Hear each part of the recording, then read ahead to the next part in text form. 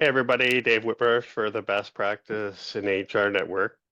Having a conversation about recruiting today. Definitely a little bit different from our typical format, but welcome Andrew.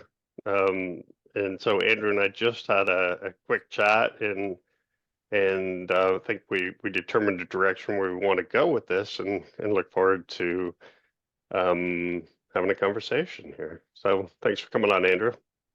Thank you for having me.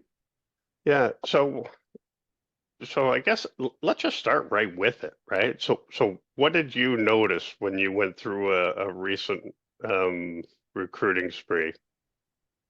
Well, what we did is we put the job description together and we put four requirements for the job application. We posted it to Indeed, and I'm sure everyone notices this. People don't read the job descriptions. Uh, we had over 400 candidates apply, and only one candidate out of all 400 submitted their application with all four requirements, which are very basic. But it basically proved that they read the job description. And of the 400, we had automated prompts through Indeed that we basically said, here's prompt one and prompt two, and then we would stop prompting after that. And at the end of the day, less or 35 candidates actually completed the minimum requirements of the application. And the thought process is everyone is clicking apply because Indeed is encouraging clicks, and job boards in general. They want Mhm. clicks, whether you're on LinkedIn, wherever it is, and they're charging companies for it. Having a lot of applicants is not beneficial if you can't tell an applicant from a candidate. And we're screening applicants out based on their resume writing skills, which may or may not be representative of their actual efforts because they may not have written the resume. So we're screening out candidates based on a document that has most likely no relevance to their job capabilities or performance capabilities. So let's flip it on its head and say yes to every candidate. And then what you're left with is a candidate pool of people who have engaged and read the job description, understood what its requirements are. And in our case, we said, hey, submit a quick video, tell us why you want to work here, why you're the best person for the job. Um, and then after they completed the first part of the application, here's a quick test, which was relevant to the job skills required. Very simple. Walk us through it. It should take you about 20 minutes. And we'll do a quick 15-minute call to review the process. And in that time, you'll tell us what you learned about our company, because we told you we're going to ask you about that. And again, you're giving everyone that opportunity to showcase their skills that aren't on the resume. Can they Mhm. communicate? How are they under pressure? Because interviews are generally stressful, but you're giving them multiple opportunities along the way. And what you're left with is strong candidate pool of people who show they have the skills to do the job, what level of skills they have. And it makes the hiring process less stressful when you're allowing candidates to showcase their skill sets without trying to tease it out of them through these arbitrary tests, Q and A's, and essentially those tools that we've kind of built to figure out based on a document, are they the right fit? Mhm. And I feel like this issue permeates throughout organizations. When I used to work with larger companies, of HR teams aren't given the right resources to manage hundreds, thousands of applicants and not knowing who's qualified or not. Understanding when they churn out an employee, if that was a net positive or net negative for the company. Should we be hiring someone like that? Should we not be hiring someone like that? And it all kind of goes all the way up the chain to say, at the end of the day, is your HR department and team seen as a cost center or an investment? Because if you say people are your strength in your company, then it should be an investment center, not a cost center. And it's a very different way to look at the balance sheet and how you resource and give those um, tools to your team to make those really pivotal decisions for your company and its growth. Yeah, and so when you talked about having 400 applicants, right? So just to clarify, and you say yes to everybody, do you did you classify the original screening that you did with the questions as saying yes to everybody that did that, or are you talking about everybody that just hit the apply now button? Everyone who hit apply, and Okay. they self-screen out. So when an applicant is actually forced to read the job description to get to the next stage, uh, you'll be surprised at how many actually self reject themselves. Hmm. And the reason is when you, again, going back to that whole monetization of the click for a job board, you can, if you go to the applicant view of most job postings, even on LinkedIn, one click apply also doesn't always show you the full job description. It kind of gives you a little teaser, an executive summary, or that first paragraph of the job description. It doesn't show you everything. And but you can still apply, right? Yep. And they have all these metrics that are telling you, oh, if you don't get the person in this one click, or if you make it this difficult for them to apply, then you lose the best candidates. Okay, let's assume they're correct. But now that you have the best candidates in there, did you just screen one out because they have a spelling mistake on their resume? How do you like, you're still basing that screening on that document at that point. So Hmm. why don't you base it on how much they want the job or need the job? You're not putting these crazy barriers in front of them. You're putting stepping stones to achieve essentially an interview. How hard is, like, if the question is, tell us why you want to work here, why you're the best candidate for the job, that's not a barrier. That's a stepping stone to explaining to the employer. That's step one of an interview, essentially. And you're Hmm. presenting that opportunity to everyone who clicked apply. Cool. And and so really, I guess it's similar to any job, right? If you're looking per role, per whatever, you could set up those questions, or the screening based off the role. What would make you a good, or what experience might you have in, engineering or drafting or customer service, whatever it may be. And you could just feed that back to them and effectively let them sort themselves out. Exactly, because applicants at the end of the day, they're applying to potentially hundreds of jobs a week because Well, depending on their desperation, 100%. Right? and they can. And how Hmm. many of those jobs are they even going to get an automated rejection from? Hmm. Maybe half. And how many are they actually going to hear back from? So Hmm. I think everything, hey, headphones just I randomly. can still hear you. Okay. So at the end of the day, presenting that opportunity ensures you do have the right candidates who do want the job, who do have the skills to answer the questions that you want answered. And you're not going to screen someone out. Um, when in my previous company, when we had a process like this built in for entry level workers, uh, so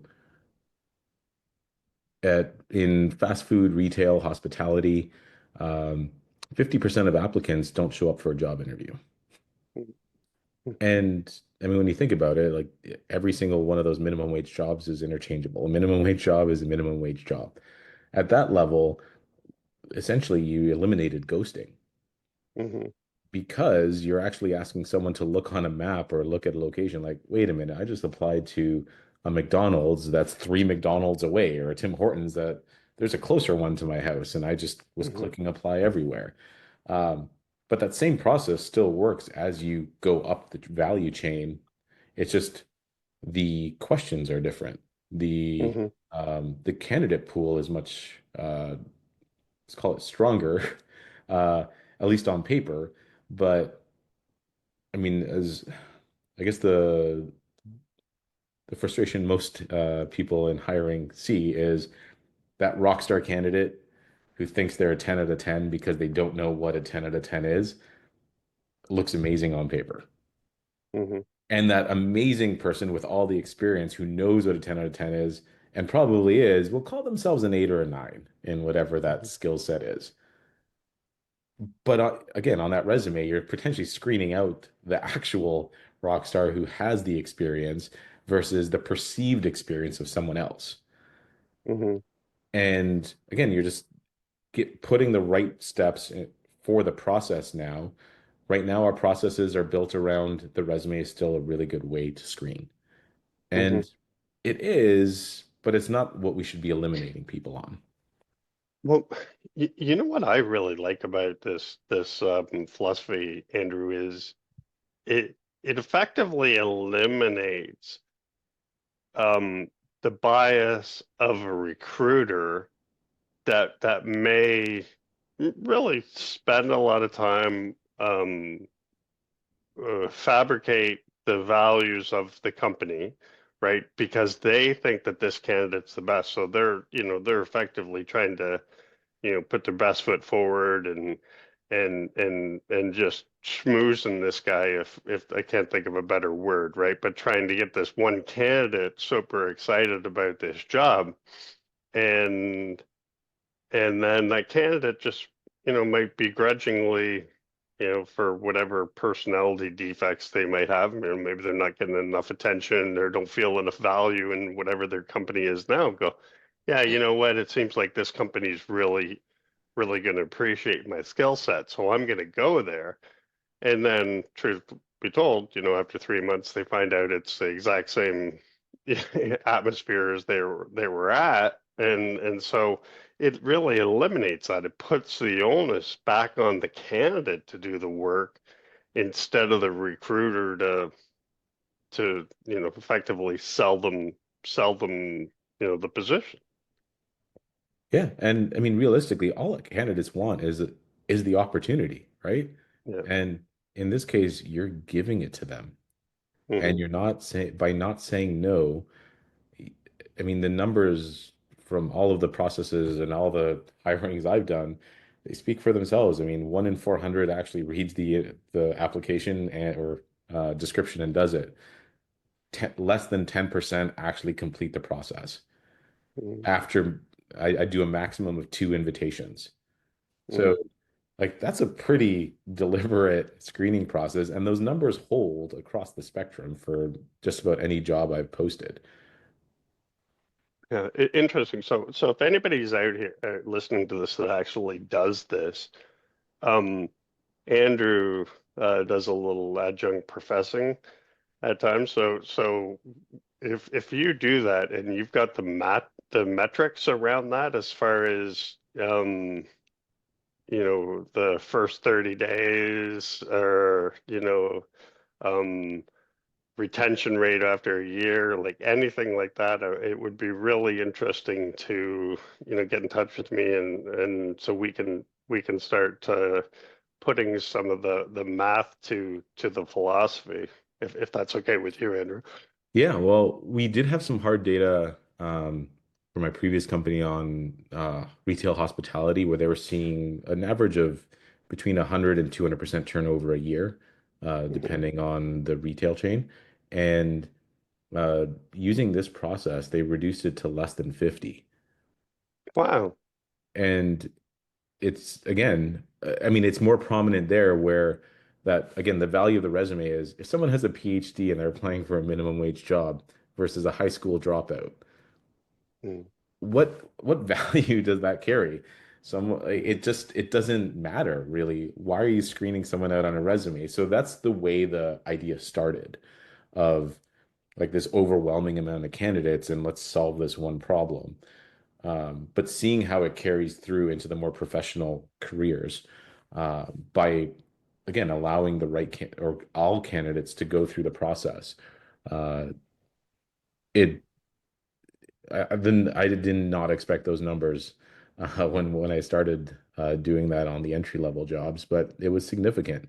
Um, when we had a platform to do that, I mean, we worked ourselves out of clients because some just stopped turning over.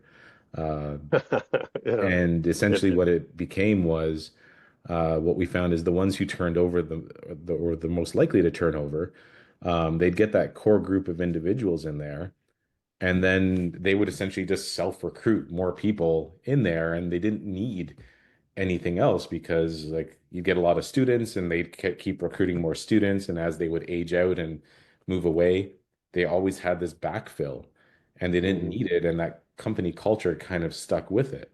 So that like you can't pay for something like that, right? You can't just by creating You can that. certainly try to pay for it, and you can try to pay an awful lot for it, Well, actually fair.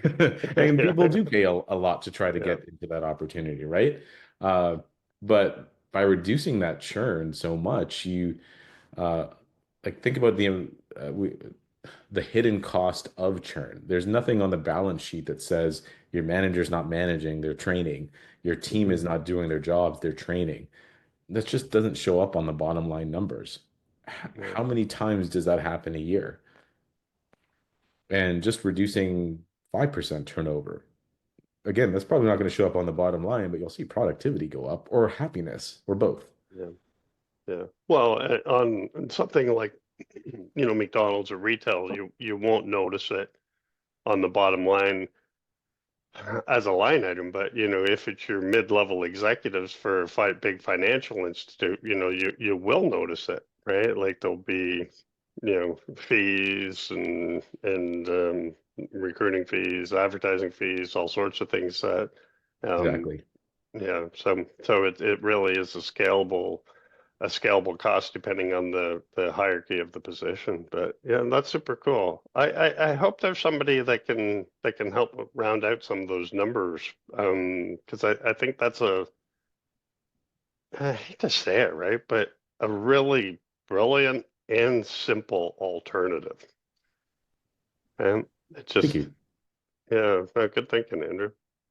Yeah, So so I there's no intent here. There's no sales pitch here. It's more of just showing a different way to use the existing um, systems and tools that we have in play uh, to our advantage, really, and really to candidates' advantage. um, It's yeah, because at the end of the day, that 10% of candidates that do go through, you do have the time to give them that personalized, hey, thanks for doing this process.